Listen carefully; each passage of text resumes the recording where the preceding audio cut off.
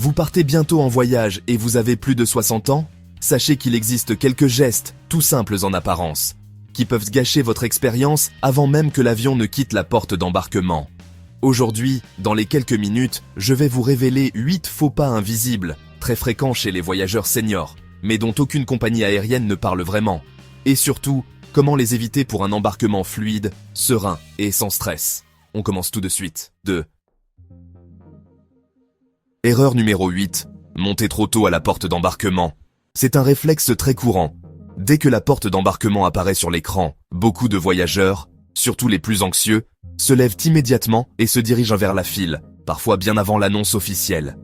Le problème, c'est que cette précipitation peut déclencher certaines procédures de sécurité modernes. Un scanner qui bip parce que l'embarquement n'est pas encore ouvert, une porte qui refuse de s'activer, ou même un agent qui vous demande de revenir en arrière devant tout le monde. Rien de grave, bien sûr, mais c'est embarrassant et totalement évitable. Pourquoi autant de seniors le font?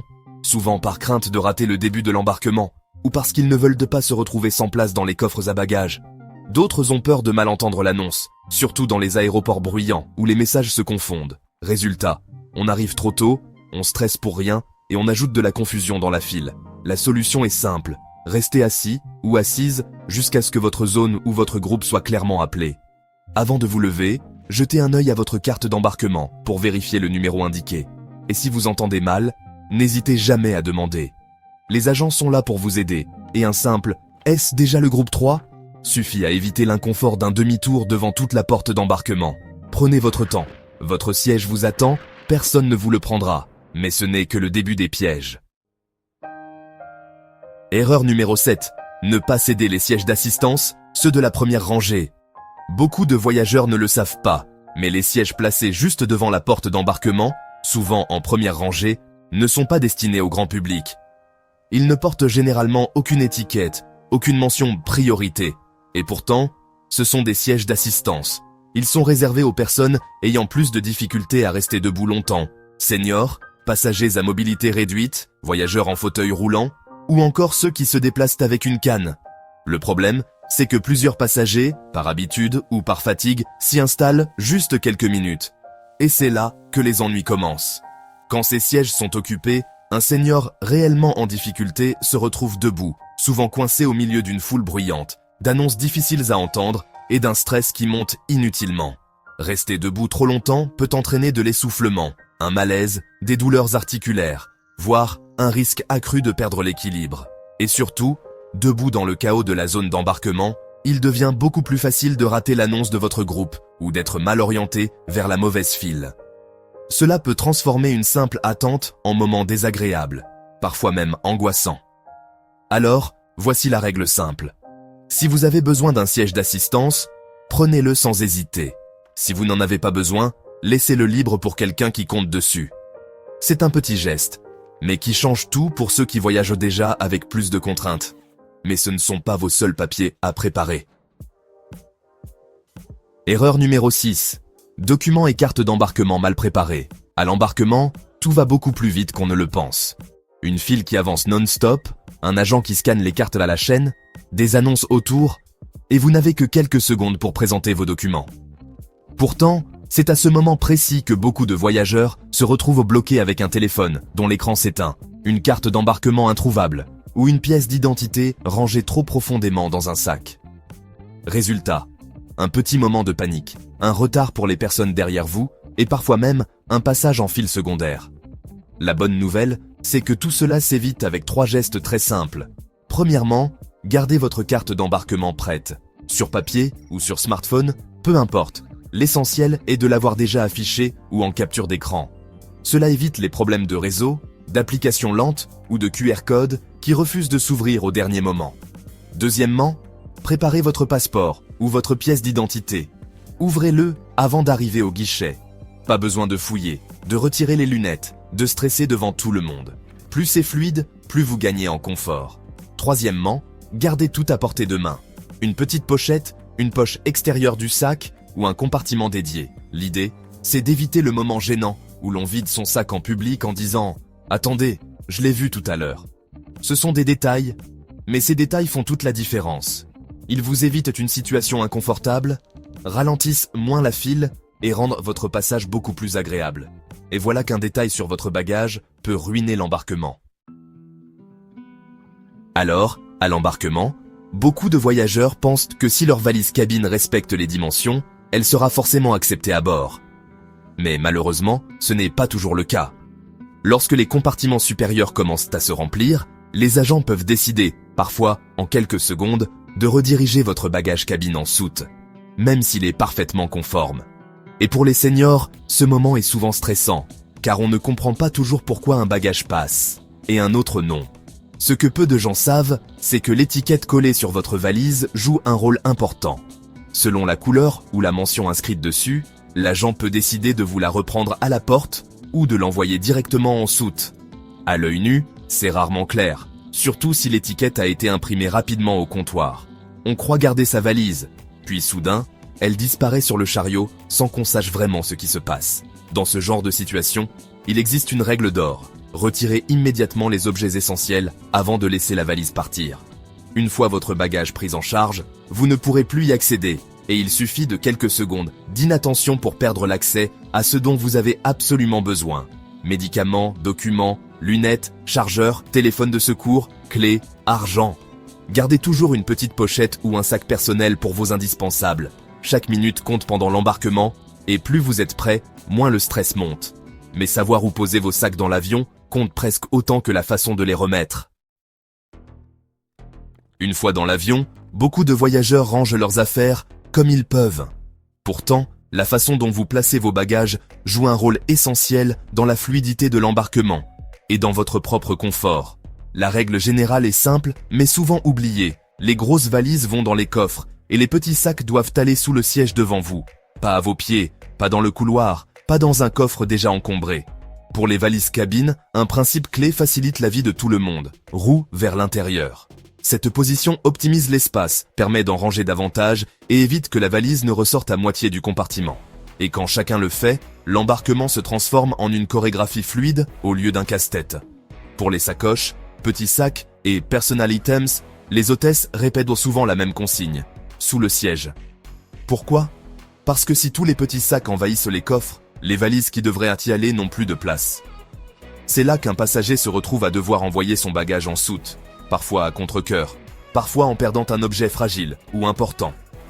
Autre avantage, une fois l'avion en l'air et la consigne du décollage levée, vous pouvez glisser votre petit sac légèrement derrière vos genoux pour dégager vos jambes. C'est un geste tout simple, mais qui améliore grandement le confort sur un vol de plusieurs heures. Bien rangé, c'est donc gagner du temps, éviter les tensions et voyager plus sereinement. C'est simple, mais souvent négligé. Et le stress revient vite si on dérape. Erreur numéro 3. Demandez de l'aide pour ranger la valise cabine. Monter une valise cabine dans un compartiment au-dessus de la tête n'a rien d'évident. Avec l'âge, les épaules tirent un peu plus, les bras fatiguent plus vite et, pour certains, lever un bagage même léger peut devenir un véritable effort. C'est donc tout à fait normal que beaucoup de voyageurs seniors demandent spontanément de l'aide à l'équipage pour placer leur valise dans le coffre supérieur. Mais ce que peu de passagers savent, c'est que dans de nombreuses compagnies aériennes, les membres d'équipage ne sont pas autorisés à soulever les valises cabines. Pas par manque de gentillesse. Au contraire, ils aimeraient souvent aider, mais parce qu'ils risquent une blessure au dos ou à l'épaule. Et une blessure en vol signifie un équipage réduit, ce qui implique une responsabilité importante pour la compagnie. Résultat, ils peuvent vous guider, vérifier la place, vous expliquer comment positionner le bagage, mais pas le soulever pour vous.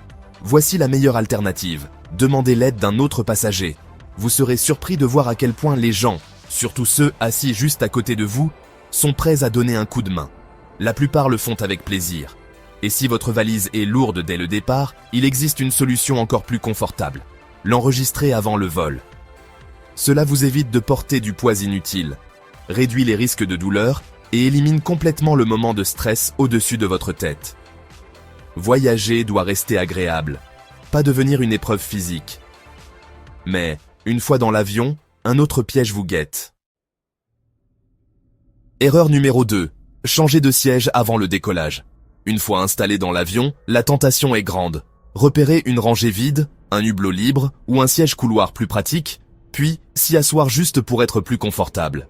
Beaucoup de voyageurs le font, surtout lorsque l'embarquement semble presque terminé. Pourtant, c'est l'une des erreurs les plus fréquentes et les plus perturbantes pour l'équipage.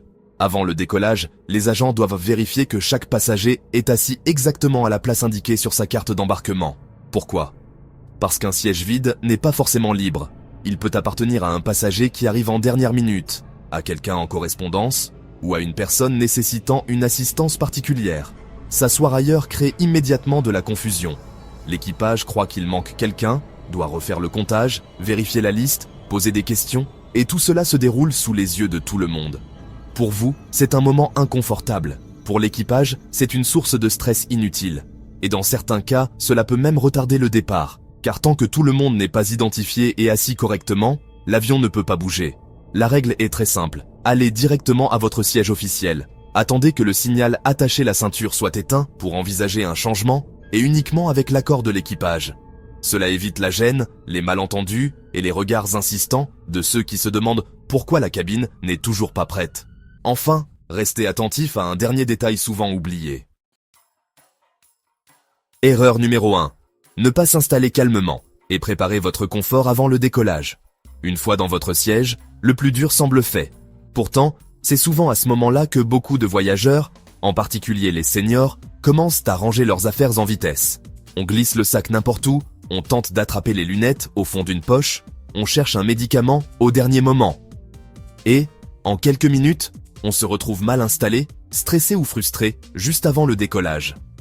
Ce manque d'organisation peut sembler anodin, mais pour les personnes de plus de 60 ans, il peut rapidement devenir inconfortable. Rester assis longtemps peut provoquer raideur, gonflement, douleur dans le dos ou les jambes, surtout si l'on n'a pas tout ce qu'il faut à portée de main. Une fois les chariots de service dans l'allée, il devient très difficile de se lever, de fouiller dans un sac ou de se réorganiser. La solution ? Prenez une minute de calme avant le départ, pour tout préparer. Gardez à portée immédiate ce dont vous aurez besoin. Lunettes, mouchoirs, médicaments, bouteilles d'eau, chargeurs, lecture, tablette. Positionnez votre sac personnel de manière ergonomique, accessible sans effort. Ajustez votre ceinture correctement dès le début, sans la serrer trop, ni trop peu. Faites mentalement la liste de ce dont vous pourriez avoir besoin dans les 30 prochaines minutes, avant que l'allée ne soit bloquée. Petit bonus santé. Pensez à boire régulièrement et à bouger les jambes de temps en temps. Ces gestes simples aident énormément à prévenir les problèmes de circulation, surtout sur les vols longs. Voyager confortablement commence avant même que les roues ne quittent le sol. Voyager ne devrait jamais être une source de stress, surtout lorsque l'on connaît les bons réflexes. Avec ces gestes simples, l'embarquement devient un moment fluide, serein et respectueux. Pour vous, pour l'équipage et pour tous les passagers autour de vous. Chaque petit détail compte, et vous venez d'apprendre ceux qui font vraiment la différence. Si vous avez déjà vécu l'une de ces situations, ou si vous avez vos propres astuces pour voyager plus confortablement après 60 ans, n'hésitez pas à les partager en commentaire. Votre expérience peut vraiment aider d'autres voyageurs. Et si vous souhaitez recevoir d'autres conseils pratiques, pensez spécialement pour les seniors qui veulent voyager autrement et sans stress, abonnez-vous à la chaîne. Vous pouvez aussi laisser un petit « j'aime », cela m'aide énormément à créer plus de contenu utile pour vous. La prochaine fois que vous prenez l'avion, embarquez avec confiance, pas avec des regrets.